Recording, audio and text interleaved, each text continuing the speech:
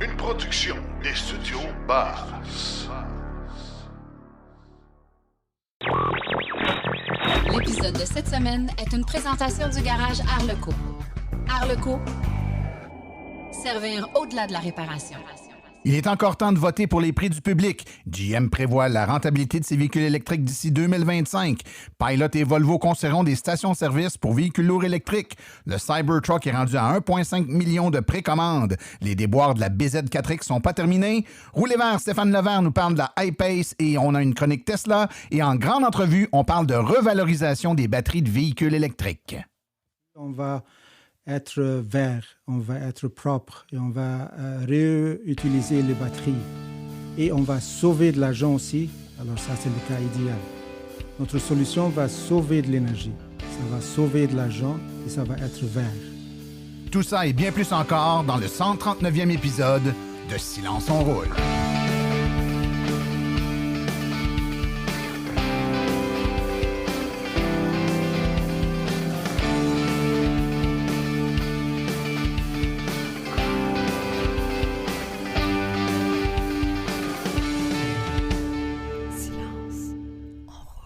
Bonjour tout le monde, mon nom est Martin Archambault et c'est avec passion et plaisir que j'anime Silence on roule, le balado 100% dédié aux voitures électriques. Silence on roule est également le fier partenaire de l'Association des voitures électriques du Québec.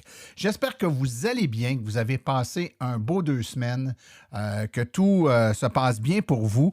On a diffusé la semaine dernière pour nos abonnés un épisode hors série sur les statistiques du troisième trimestre de 2022. Très intéressant de voir la progression des immatriculations de voitures au Québec, ce qui est populaire, les régions où il y a le plus de voitures. Si vous aimez les statistiques pour savoir un peu, on est rendu où, je vous incite fortement à écouter cet épisode-là. Si vous ne l'avez pas écouté, si vous ne l'avez pas sur votre téléphone ou votre tablette, c'est que vous êtes probablement pas abonné là, avec un outil pour les podcasts. Donc, je vous incite fortement à le faire. Donc, soit que ce soit avec Apple ou Android, etc. Vous vous abonnez à notre podcast. Si vous ne savez pas comment le faire, abonnement.silenceonroule.com, abonnement.silenceonroule.com, c'est gratuit et vous recevez tous les épisodes, y compris les épisodes hors série. Il y a 2 semaines, on a lancé le sondage, le vote du public pour être capable d'élire donc des grands gagnants dans 4 catégories. Et puis, vous savez que le dernier épisode, donc dans 2 semaines, on est déjà rendu là, oui, le dernier épisode de régulier de l'année dans 2 semaines, le 16 décembre, on va avoir notre épisode qu'on a tous les années, hein, qui est un top 10 des événements les plus marquants de l'année en électromobilité. Et cette année, on ajoute 4 prix qui seront remis par le public. Donc, vous devez voter. Pour ce faire, vous devez aller à vote2022.silenceonroule.com. Vote 2022, là, VOTE 2022.silenceonroule.com. Vous allez être appelé à voter dans 4 catégories. Et puis, donc, nouvelle voiture de l'année, la personnalité publique qui fait la promotion de l'électromobilité de l'année, borne de recharge résidentielle et réseau de recharge. Donc, qui vous est le plus favorable, ou en tout cas que vous trouvez le mieux pour 2022. Et on va remettre ces prix-là. Donc, c'est un vote fait par vous, le public. Donc, gênez-vous pas. Allez-y. Déjà, des centaines de personnes ont voté. Merci beaucoup à tout le monde qui est allé voter. Là, ça, à tous les jours, là, j'ai le tableau de bord ouvert sur mon ordinateur quand je travaille, puis je vois les chiffres monter presque en temps réel. Vraiment impressionnant. Donc, je suis bien content de votre participation. Ça met un peu de piquant là-dedans. Puis, manquez surtout pas l'épisode dans 2 semaines, le 16 décembre. Vous allez avoir tous les grands gagnants, les événements marquants de l'année, mais également les résultats pour ces concours-là, donc ce vote-là qui est fait par vous, le public. Aujourd'hui, un épisode palpitant, beaucoup de choses intéressantes. On a une chronique Tesla, on a une autre chronique avec notre célèbre Stéphane Levert, mais nous avons une grande entrevue où aujourd'hui, on aborde un sujet qui me tient à cœur. On parle de la revalorisation des batteries de véhicules électriques. Je donne un très grand nombre de conférences. On me pose souvent des questions sur les batteries. On a peur de l'impact environnemental des batteries. On me dit tout le temps, est-ce que ça se recycle? Est-ce que ça se recycle, les batteries? Puis les nouvelles sont bonnes.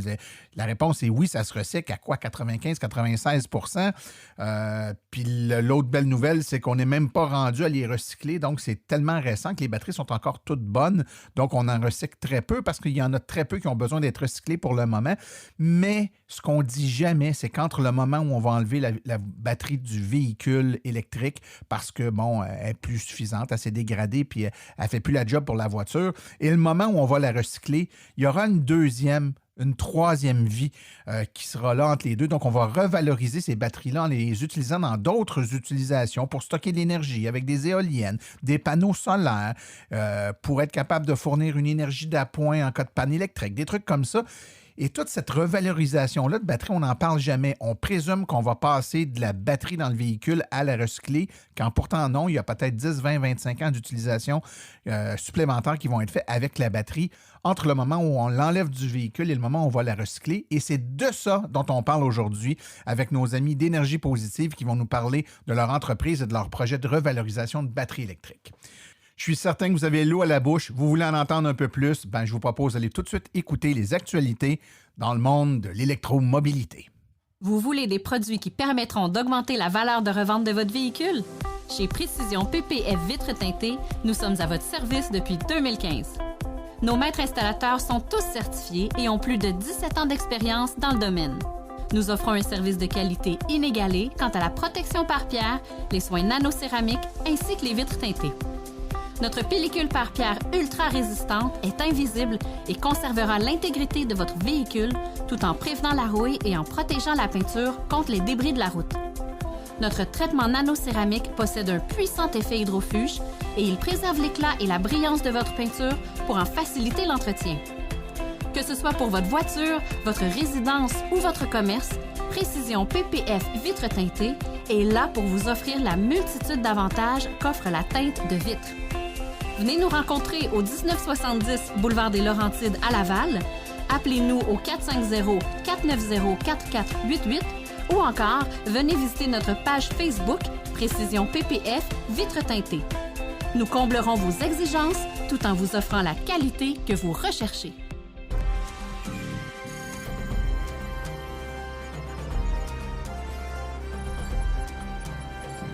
L'actualité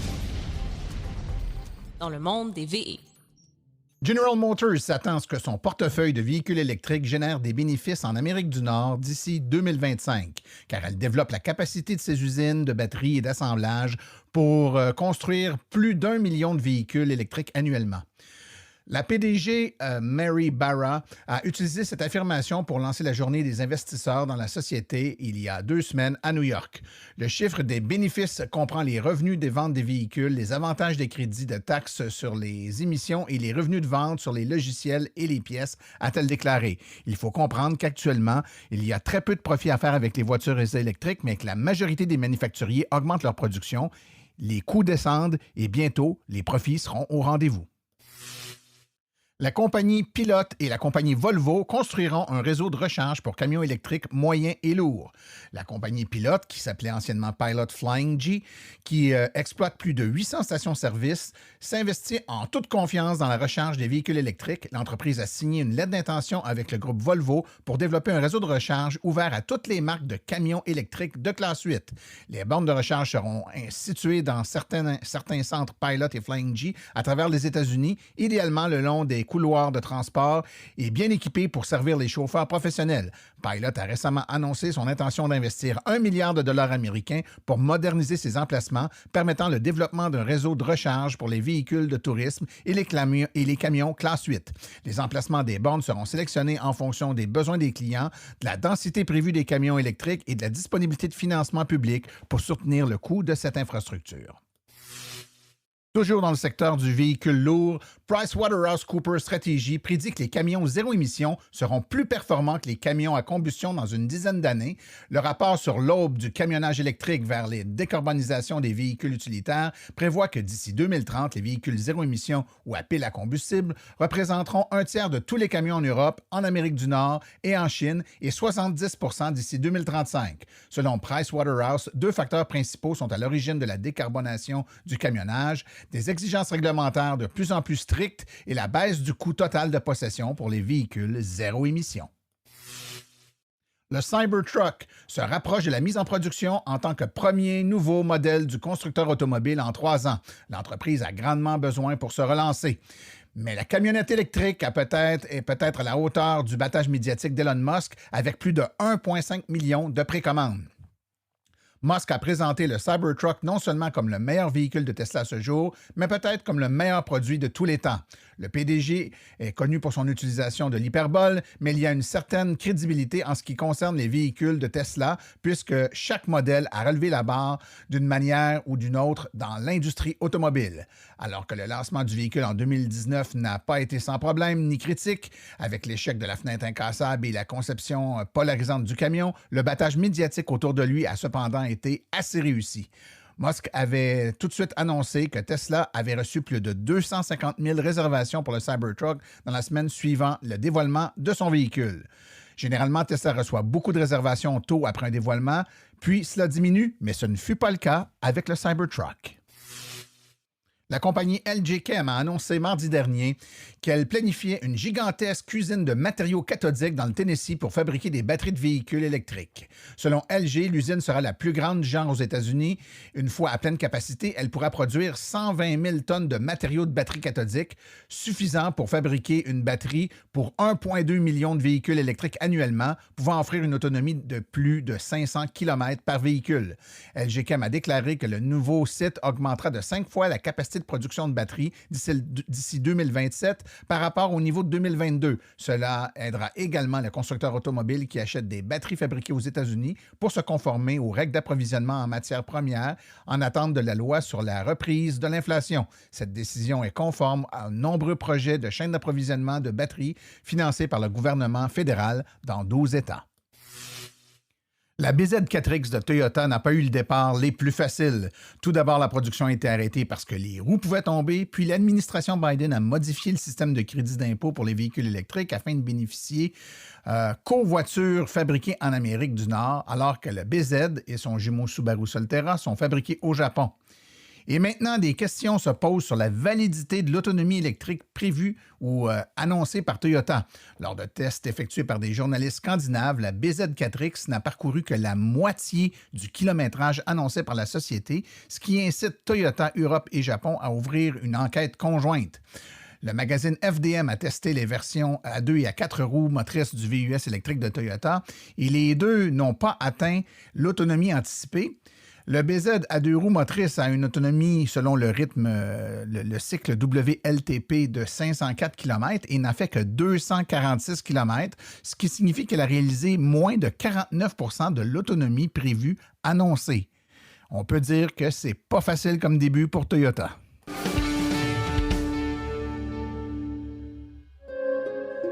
Cette capsule Roulez Vert est une présentation de Boco Éco, votre épicerie vrac zéro déchet à Sainte-Marthe-sur-le-Lac. Vous y trouverez une foule de produits en vrac et locaux pour atteindre vos objectifs à votre rythme. Le Boco Éco, c'est au 2949 boulevard des Promenades à Sainte-Marthe-sur-le-Lac.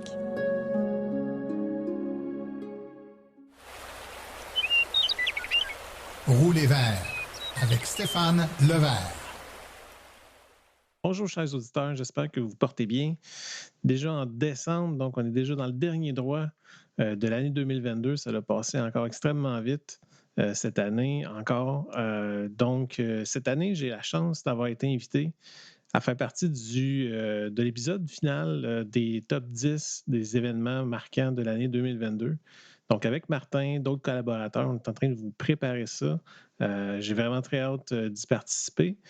Mais d'ici à cet épisode-là, j'avais une dernière chronique à préparer. Et pour aujourd'hui, le sujet de ma chronique est un essai routier que j'ai eu la chance de faire dans les dernières semaines. Donc, c'est une voiture que j'ai eu la chance de conduire pendant une semaine.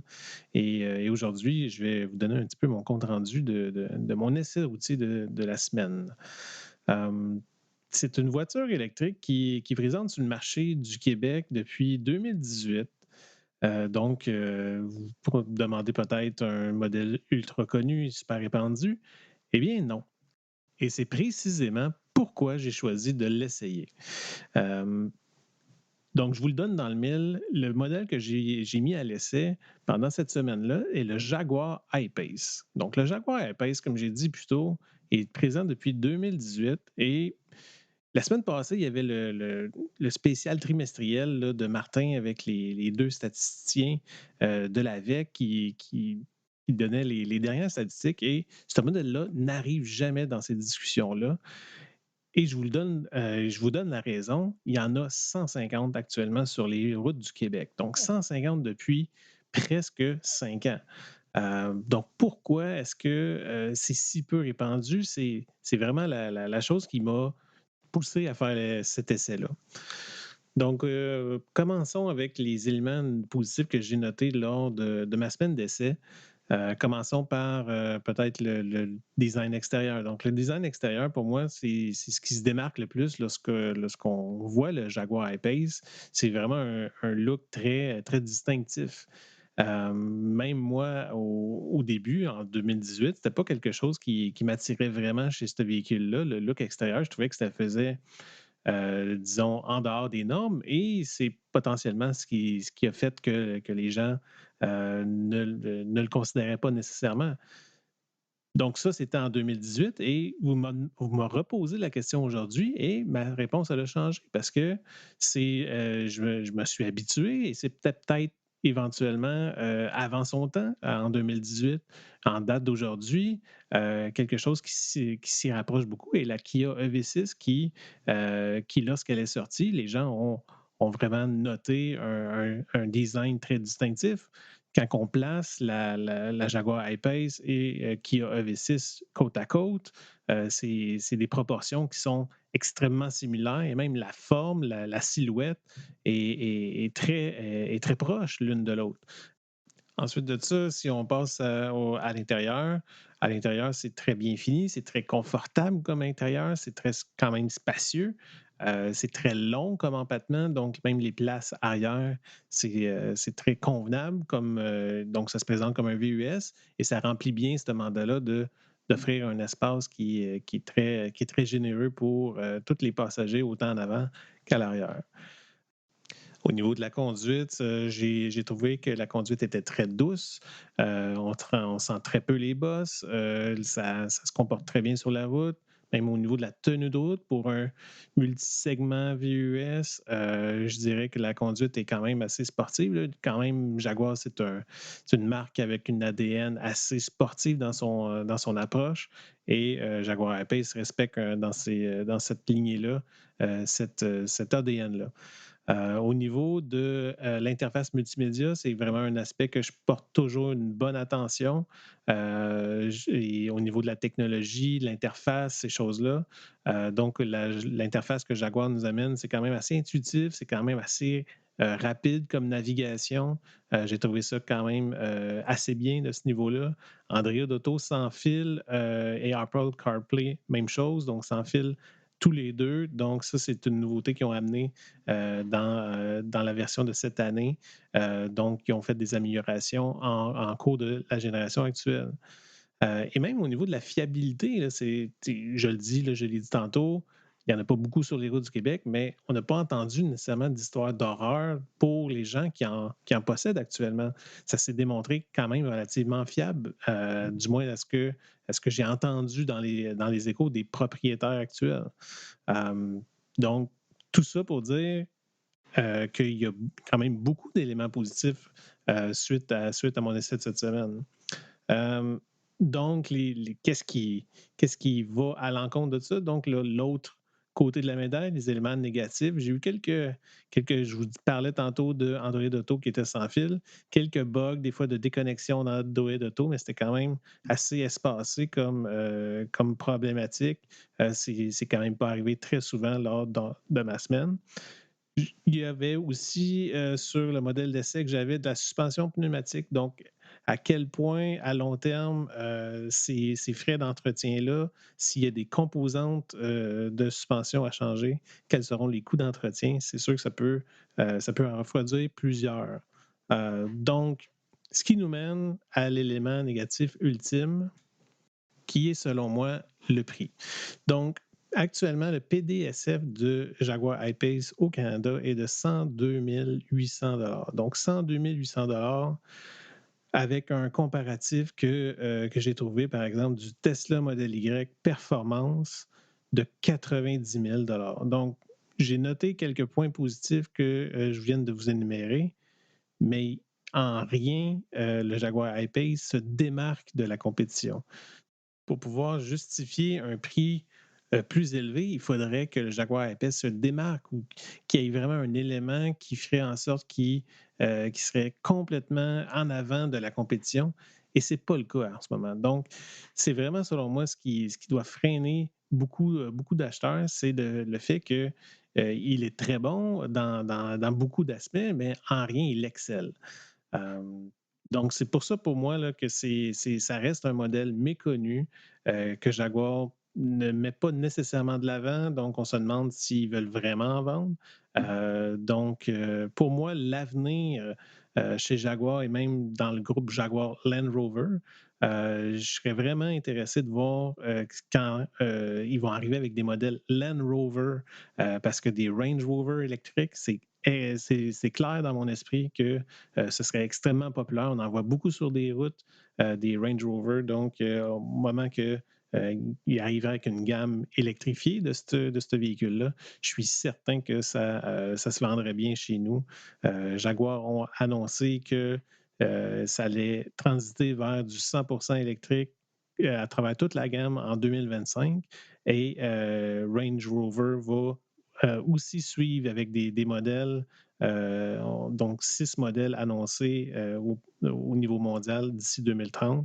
Donc, j'ai vraiment hâte de voir comment que la compagnie va évoluer là-dedans au fil des années. Donc, c'est ce qui met fin à ma chronique d'aujourd'hui. J'espère que ça vous a plu.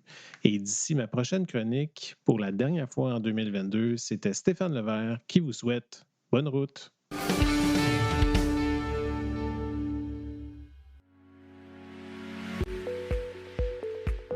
Vous venez de faire le saut vers l'électrique et devez réfléchir à vos recharges. Vous voulez une borne au chalet? Vous voulez une solution rapide et sans embûches? Il n'y a qu'une solution, Hydro Solutions. Depuis plus de 60 ans, Hydro Solutions est une entreprise québécoise de confiance. Vous les connaissez pour les chauffe-eau, mais ils offrent également un service clé en main pour les bornes de recharge. C'est définitivement l'avenue à privilégier afin de faire affaire avec une entreprise d'expérience qui s'occupera de tout. Demandez une soumission gratuite et sans engagement de votre part au www.hydrosolutions.com. Une seule visite sur leur site web vous permettra de constater la simplicité avec laquelle vous pouvez entamer une démarche afin qu'ils prennent tout en charge. L'analyse de votre situation, l'installation d'une borne de qualité par un installateur certifié et même, au besoin, le financement sur 24 ou 48 mois. Par la suite, en cas de problème, leur équipe d'experts est là pour vous. Hydro Solutions, leur mission, vous simplifier la vie.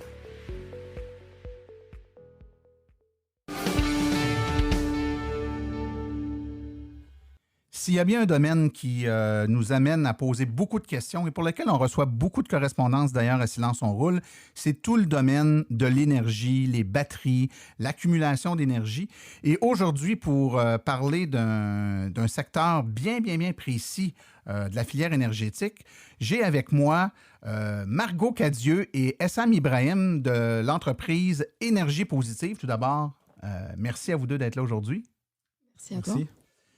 Écoutez, on va commencer par la base. Hein? Donc, peut-être vous présenter qui vous êtes et qui est Énergie Positive. Donc, peut-être M. Ibrahim. Bonjour, M. Archambault. Merci beaucoup de nous avoir. Moi, c'est Essam Ibrahim. Je suis le CEO et créateur et fondateur de Énergie Positive. On est une compagnie qui donne une deuxième vie aux batteries des véhicules électriques à la fin de leur vie utile dans le transport. Et on les amène dans des applications d'énergie et de stockage d'énergie dans plusieurs applications. On est établi à 2019 et depuis ce temps-là, on est dans la phase de R&D qu'on est en train de chercher et de faire bien sûr un prototype qui va être sur le marché ici la fin de l'année. D'accord. Et toi, Margot? Du coup, moi, je viens d'arriver à Énergie Positive et je vais donc accompagner Énergie Positive à se développer sur le marché du stockage d'énergie puisque je suis chargée du marketing. D'accord. Et ensemble, là, donc Énergie Positive, vous travaillez, vous avez dit, à redonner une seconde vie aux batteries de véhicules électriques, donc qui ont été conçues initialement pour le domaine des transports. On sait que c'est un secteur qui est très en ébullition au Québec. Le gouvernement mise beaucoup là-dessus. D'ailleurs, dans son plan vert, il y a beaucoup d'éléments en lien avec ça. Pouvez-vous peut-être, d'entrée de jeu, là, nous situer un peu par rapport au plan vert du gouvernement et de quelle façon vous vous insérez dans cette démarche-là? Oui, en fait, le plan vert du gouvernement du Québec, c'est un plan qui est très agressif, bien sûr, au niveau du Canada. Le gouvernement a mandaté qu'il n'y aura pas de véhicules à combustion vendus depuis l'année 2035. C'est pas loin. Ça va être 100%. On est rendu maintenant à 100 000 à peu près véhicules électriques de vente. La planification des sources des énergies renouvelables, et ça, c'est un grand enjeu que le gouvernement, le plan vert, est en train de parler. Et aussi, bien sûr, les bâtiments et l'efficacité énergétique, ça joue aussi une grande partie. Et les batteries, où est-ce qu'on s'est concentré, en fait, joue sur les 3 fronts et les 3 plans où le plan vert peut vraiment faire une grande différence. Oui, puis c'est un enjeu qui est ici au Québec. On est peut-être plus près de l'électricité au Québec qu'ailleurs au Canada en termes de notre ADN, en tout cas. Mais quand même, les énergies vertes, puis faire attention à ces choses-là, c'est un mouvement qui est planétaire, en fait. L'accord de Paris, d'ailleurs, si je ne me trompe pas, vient également jouer dans cette talle-là. Pouvez-vous nous expliquer un peu de quelle façon l'accord de Paris nous donne un peu, nous trace un peu le chemin qu'on devrait prendre? Peut-être, Margot, est-ce que tu as des éléments là-dessus? Oui, en effet, tous les pays en fait sont engagés dans la transition énergétique et aussi écologique pour réduire les émissions de gaz à effet de serre, puisque du coup, il y a un objectif commun de tous les pays, les plus gros pays comme le Canada, les États-Unis, mais également les pays européens, qui est de la limitation du réchauffement mondial, qui est du coup de descendre à 2 degrés par rapport à avant, qui était de 1,5 degré. Donc on souhaite réduire drastiquement les émissions de gaz à effet de serre. Et cette réduction-là se fait de diverses façons, mais on voit circulent depuis plusieurs années des chiffres qui sont excessivement parlants sur l'impact du transport sur ces émissions de gaz à effet de serre-là. Et ce n'est pas étranger au fait qu'on cible particulièrement le domaine des transports, que ce soit le transport individuel ou encore le transport de marchandises, les plus gros camions qui émettent des tonnes sans faire de jeu de mots, des tonnes de GES.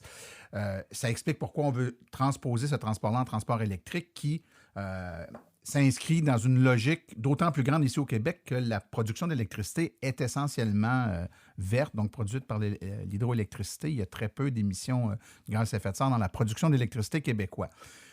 Maintenant,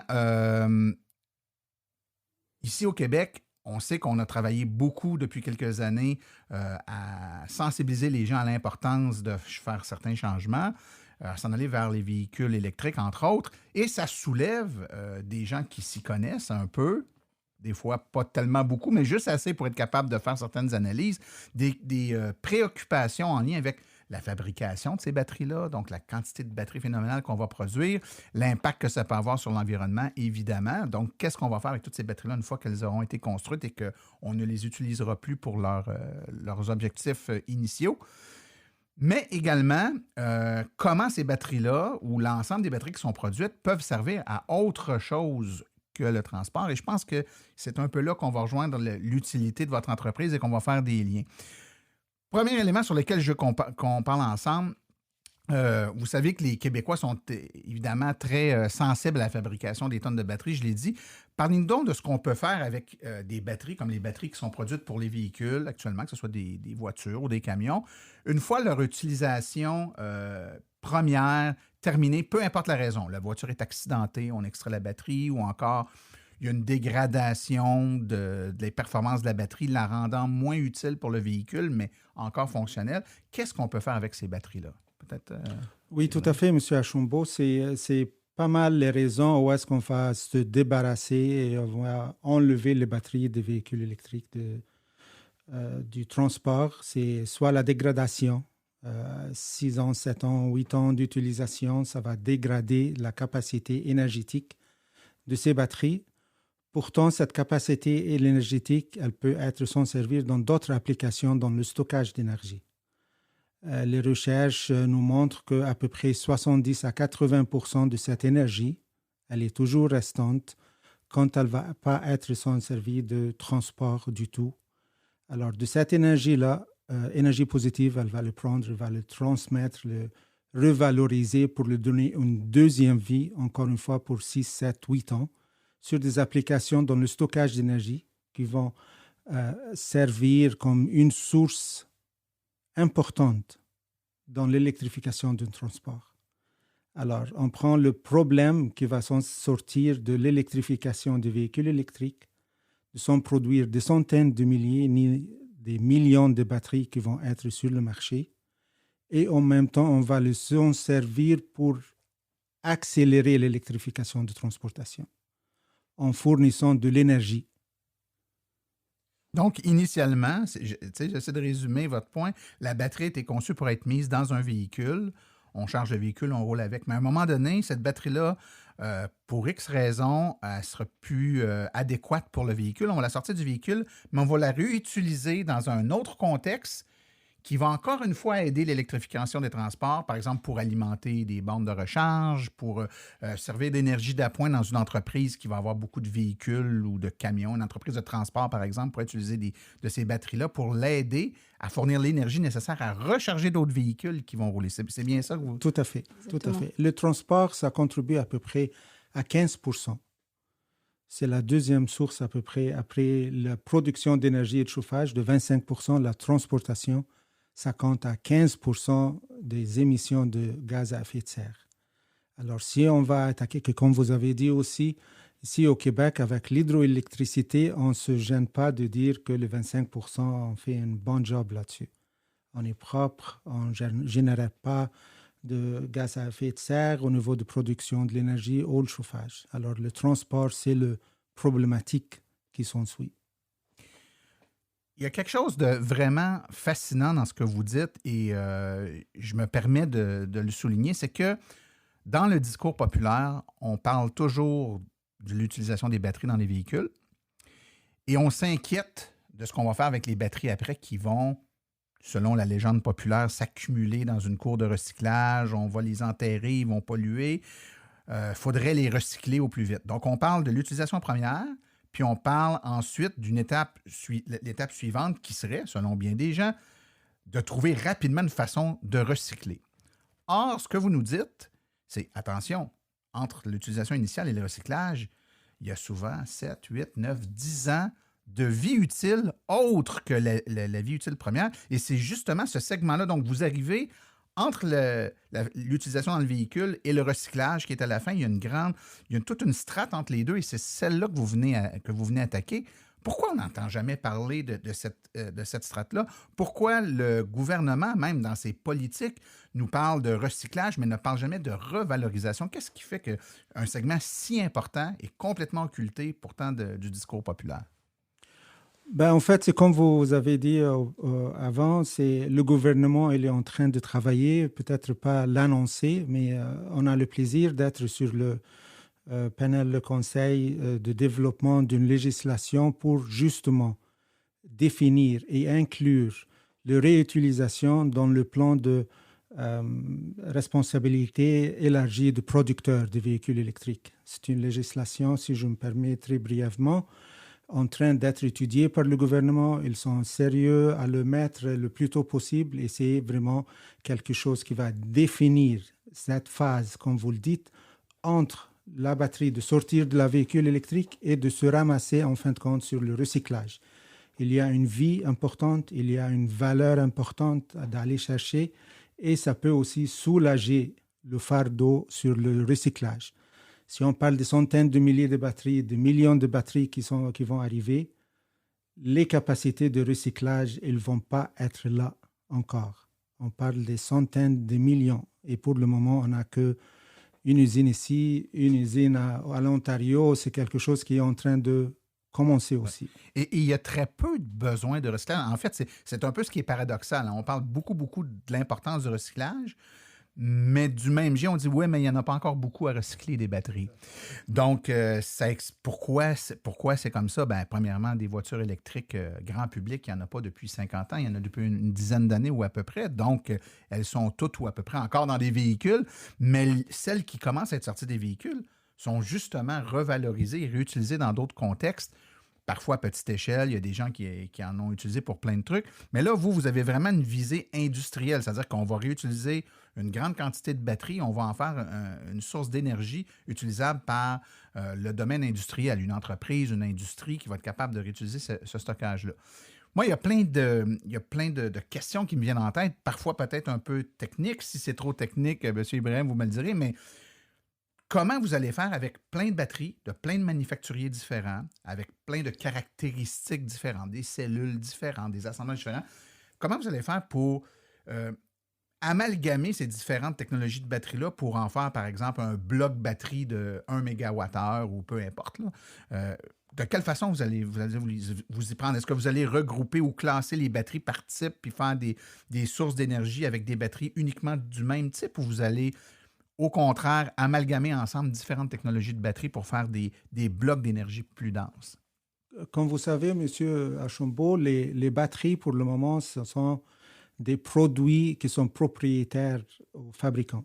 Alors, on garde nos cartes vraiment à côté de nous. On n'est pas encore partagé les architectures. Alors, étant donné les conditions du marché, Énergie positive, il prend l'approche qu'on va produire des relations avec des spécifiques fabricants de batteries. Alors, il y a des chimies qui sont différentes, il y a des architectures qui sont différentes des batteries, et on va aller avec notre produit interne d'intelligence artificielle d'estimer la santé de batterie, l'état de santé de batterie, et le remain useful life, alors les cycles qui restent dans cette batterie-là. Alors ça, c'est vraiment le clé quand on va ramasser des batteries qu'on ne sait pas exactement l'historique de ces batteries-là. Ces deux paramètres sont très intéressants et très importants. Et on développe notre algorithme à l'interne d'estimer ces deux d'une façon très précise. Et je comprends très bien l'impact et l'importance de faire ces analyses-là pour vous assurer que vous allez assembler des trucs qui sont cohérents, puis qui ne se ramassent pas avec des cellules dégradées à 50%, mélangées avec des cellules qui sont encore à 80 ou 90%. Mais une fois ces sources d'énergie-là, que vous allez, j'imagine, quand vous allez les commercialiser, les mettre en marché avec une certaine quantité d'énergie, en termes de méga ou de kilowattheures d'énergie accumulée, quelles sont, j'ai dirigé ma question vers Marco, quelles sont les utilisations que vous prévoyez que l'industrie va faire de ces batteries-là? Elles vont servir essentiellement dans quel type d'industrie, pour quel type d'application? Elles vont être utilisées pour alimenter, par exemple, soit des mines, par exemple, pour électrifier leur flotte, puisqu'ils veulent développer leur flotte thermique en électrique. Donc, ils auront besoin énormément d'énergie. Donc, notre solution pourrait les aider, mais également des industries comme des grands magasins, ou également pas que les industries, mais ça peut être aussi les communautés éloignées, ceux qui ont pas forcément au quotidien de l'énergie pour alimenter, par exemple, vos produits électroménagers, etc. Puis un grand magasin, par exemple, une grande chaîne de magasins à rayons qui utiliserait cette technologie-là, s'en servirait pour alimenter en cas de panne électrique ou pour ajouter... Quelle serait l'utilisation type pour un grand magasin, par exemple? Oui, ça serait par exemple ce type d'utilisation en cas de panne ou par exemple si ces magasins est dans une communauté éloignée et qui n'a pas forcément le réseau électrique pour alimenter le magasin. Dans un contexte d'électrification de transport, puis M. Ibrahim, vous me direz si je me trompe, vous avez parlé tout à l'heure qu'on réutiliserait donc l'énergie de ces batteries qui initialement étaient dans une voiture pour refournir de l'énergie, par exemple, à d'autres véhicules électriques. On sait très bien que les entreprises ont des ententes avec les compagnies qui fournissent l'électricité au Québec, mais également ailleurs au Canada et dans le monde, qui fait en sorte que si l'entreprise excède une certaine quantité de puissance à un moment donné, il y a une surfacturation qui embarque parce qu'on excède là, un maximum de puissance. Avec l'arrivée des camions électriques, chez des grands transporteurs ou des grands magasins. Tantôt, on parlait de grands magasins qui auront aussi des camions pour transporter leurs marchandises ou les approvisionner de façon électrique.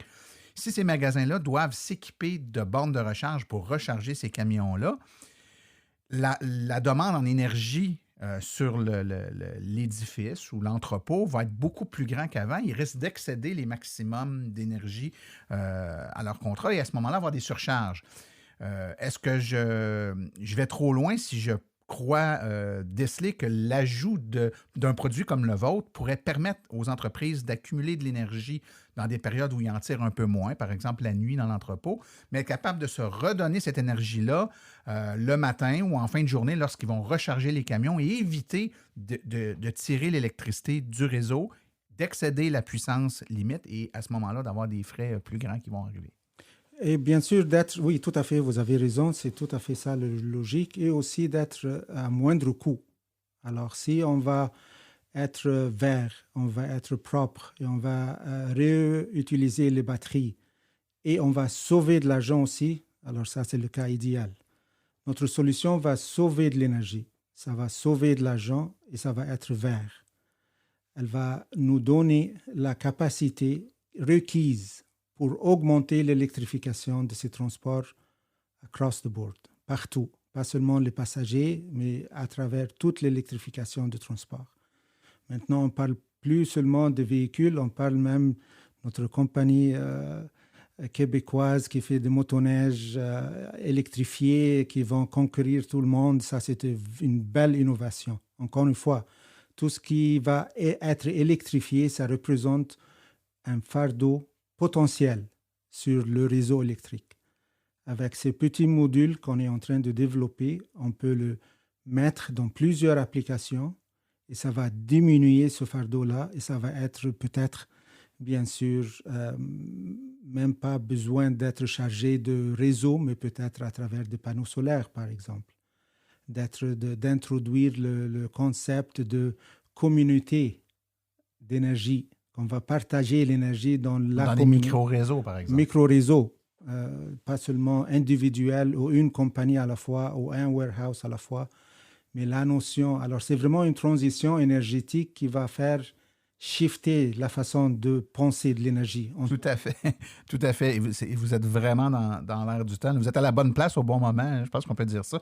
Est-ce que vous allez concentrer vos activités uniquement sur le stockage d'énergie avec des batteries que vous allez revaloriser ou vous allez également élargir, je devrais dire, aux accessoires connexes? Par exemple, vous avez parlé du solaire, on pourrait penser à de l'éolien. Est-ce que vous laissez ça à d'autres ou vous allez intégrer dans vos solutions des solutions qui pourraient... Par exemple, on achète un module de batterie qui inclut des panneaux solaires, les modules qui gèrent la recharge, etc. ou vous vous limitez uniquement au bloc d'accumulation d'énergie? En fait, notre solution, c'est plug and play.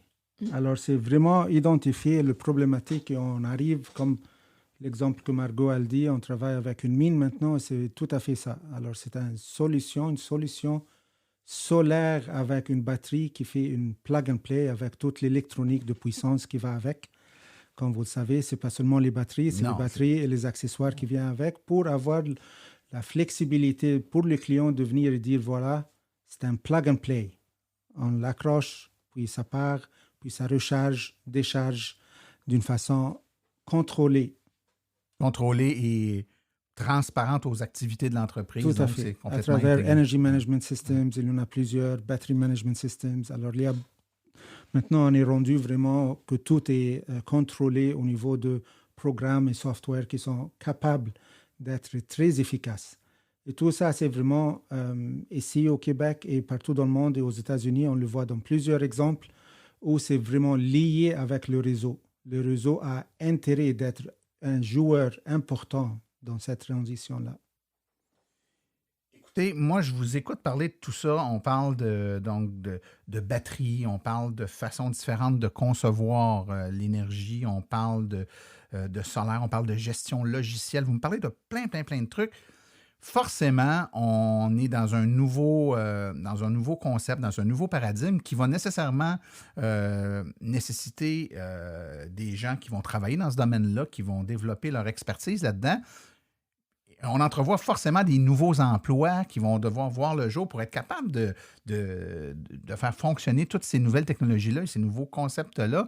Est-ce que déjà, vous pouvez voir de votre côté certaines expertises précises qui n'existaient pas il y a quelques années à peine, qu'on va devoir développer pour être capable de travailler avec vous puis d'autres entreprises qui œuvrent dans le domaine de l'énergie? Oui, évidemment, la pénurie de main-d'œuvre, ce n'est pas un secret. Alors, c'est de plus spécialisé l'industrie est, le plus qu'on voit cette pénurie-là. Oui, tout à fait. On se base ici au Québec, mais comme vous avez dit et comme vous le voyez, c'est un problème global. Alors, on a vraiment la planification et la vision de prendre cette solution en passant par les États-Unis, mais l'offrir à travers le monde. Il y aura toujours de l'électrification.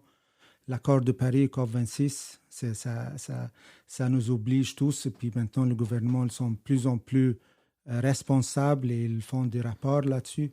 Alors, ce qui est intéressant ici au Québec, bien sûr, c'est vraiment le côté ingénierie.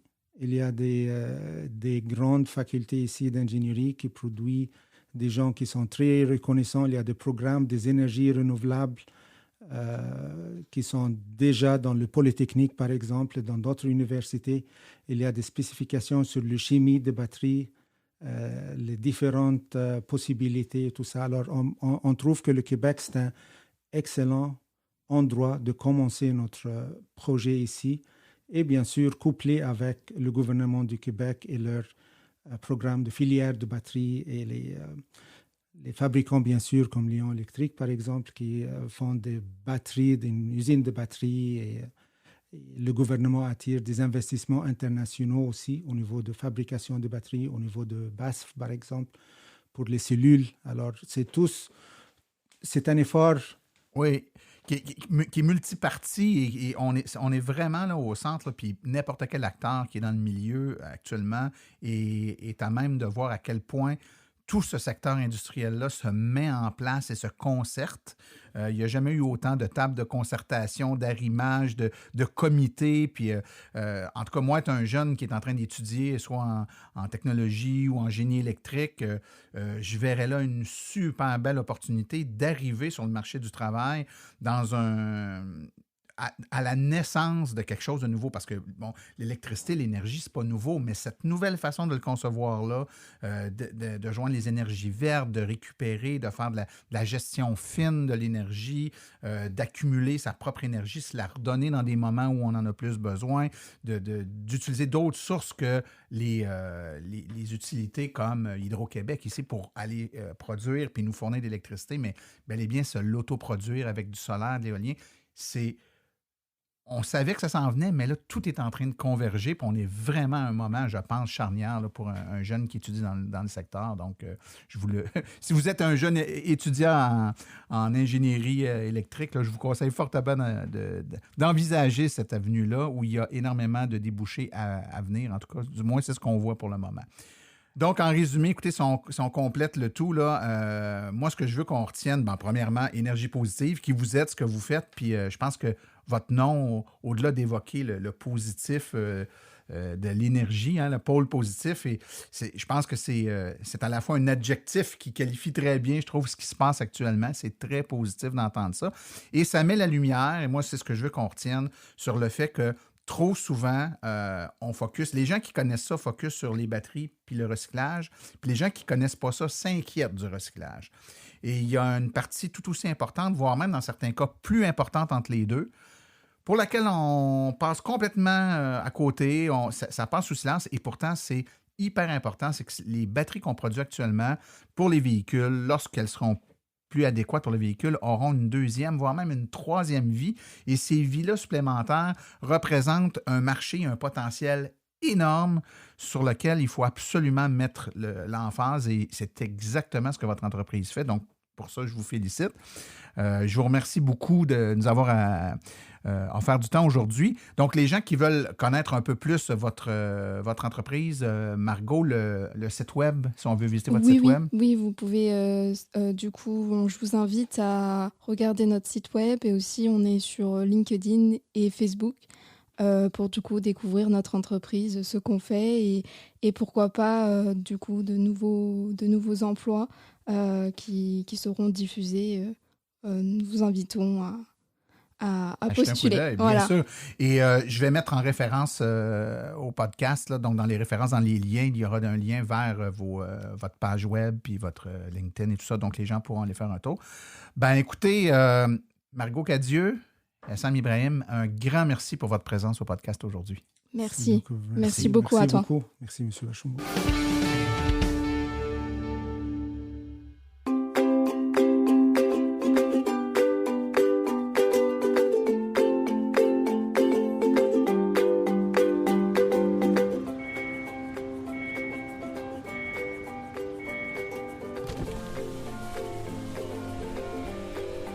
C'est vrai que ça brise moins, mais il y a quand même un minimum d'entretien à faire sur nos voitures électriques. Quand est venu le temps de faire l'entretien de mon véhicule, j'ai choisi de faire confiance à l'équipe d'Arleco plutôt que le concessionnaire. Ça fait maintenant 3 générations que cette entreprise familiale chouchoute nos voitures et ils ont été parmi les premiers à s'engager activement dans l'électrification des transports tout en adoptant des procédures et des produits sains pour l'environnement. Avec ses techniciens spécialement formés à l'entretien et réparation des voitures hybrides et électriques, Arleco nous offre aujourd'hui la même qualité de service sur nos VE qu'elle a toujours livré depuis bientôt 40 ans. De plus, chez Arleco, j'obtiens 10 % de rabais sur la main-d'œuvre et les traitements anti-rouille avec ma carte membre hors de l'AVEC. Arleco Génération 3, 8470 Boulevard Parkway à Anjou, 514-352-1446 ou arleco.ca. Arleco, servir au-delà de la réparation.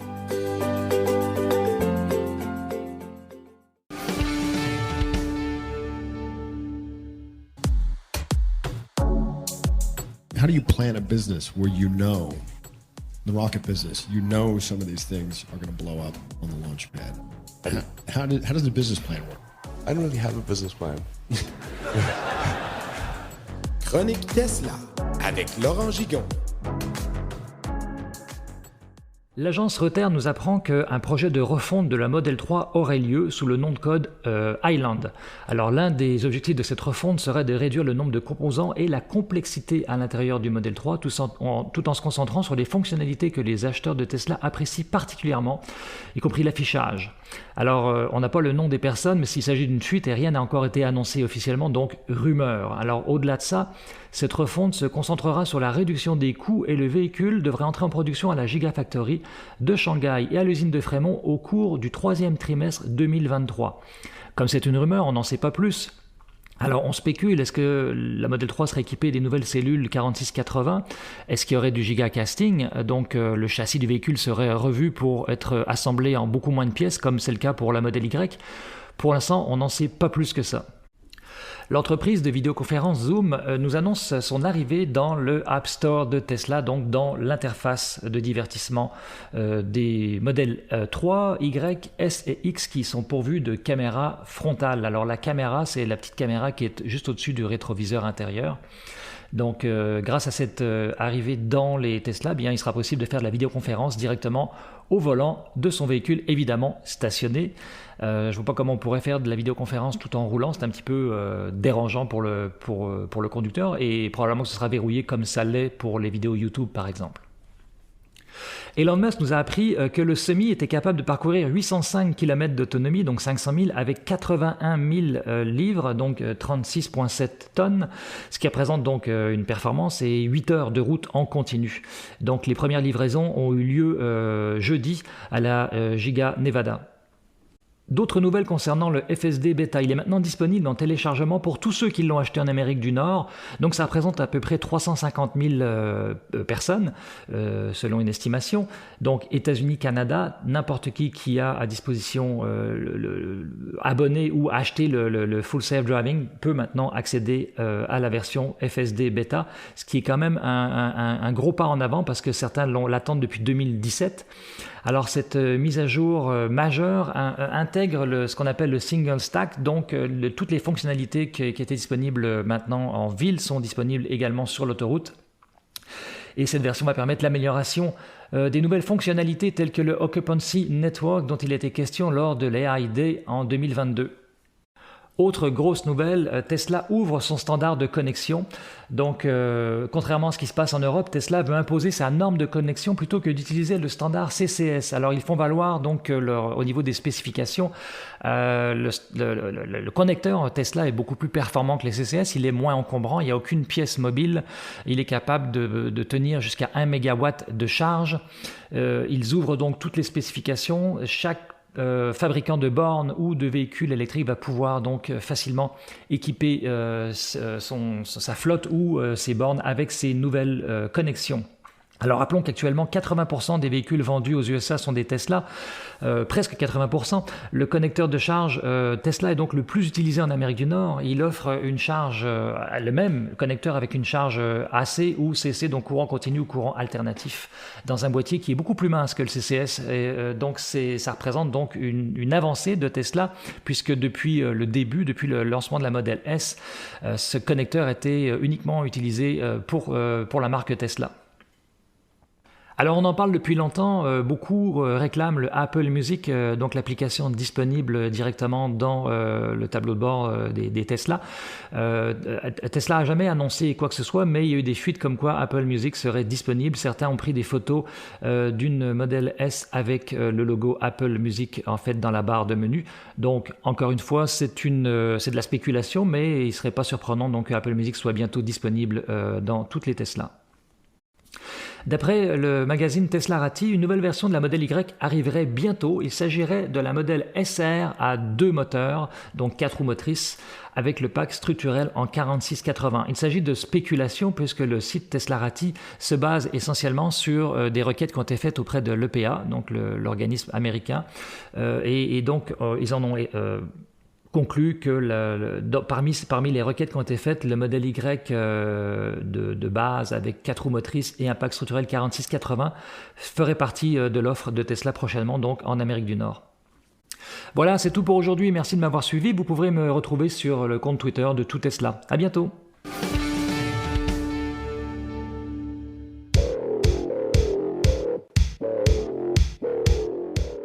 Vous œuvrez dans l'entretien de parc, la livraison de colis, le secteur industriel, les fermes ou le monde municipal? Vous utilisez des véhicules utilitaires à basse vitesse? Grâce à Cubex Équipement, vous avez accès au Max EV pour répondre à vos besoins. Le Max EV est un camion utilitaire robuste, 100% électrique, dans la catégorie des véhicules à basse vitesse pour lequel vous pouvez avoir une autonomie allant jusqu'à 195 km.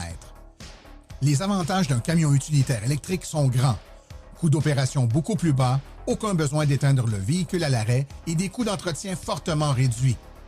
À ça, bien sûr, on ajoute le fait qu'aucun gaz à effet de serre n'est produit pendant son utilisation. Le véhicule est doté d'une transmission efficace, d'une suspension indépendante aux 4 roues et de freins à disque hydraulique. Il possède une vaste liste d'accessoires, dont le chauffage et la climatisation. Que vous le vouliez avec une boîte ouverte, une benne basculante, une boîte cargo ou muni d'un porte-échelle, Cubex Équipement saura vous fournir le modèle de Max EV qui vous convient et qui saura faciliter votre travail. Le Max EV est d'ailleurs éligible à la subvention du programme Éco-camionnage du ministère des Transports qui peut vous remettre un montant allant jusqu'à 12 500 $. Avec cette aide gouvernementale supplémentaire à l'achat, ainsi que les économies substantielles de carburant, vous économiserez ainsi pour les 10 prochaines années tout en participant à la transition énergétique du Québec. Pour plus de renseignements, visitez le www.cubexltee.com ou téléphonez au 1-800-GO-CUBEX.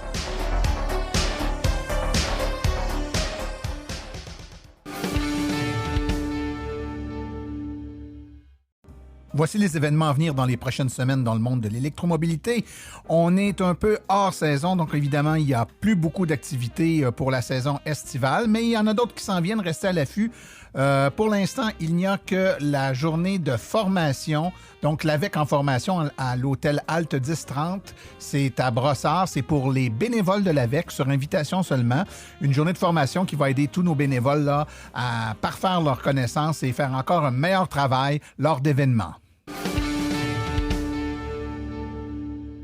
Ceci conclut l'épisode d'aujourd'hui. Remerciements sincères à nos invités et collaborateurs, c'est-à-dire aujourd'hui Essam Ibrahim, Margot Cadieux, Stéphane Levert et Laurent Gigon.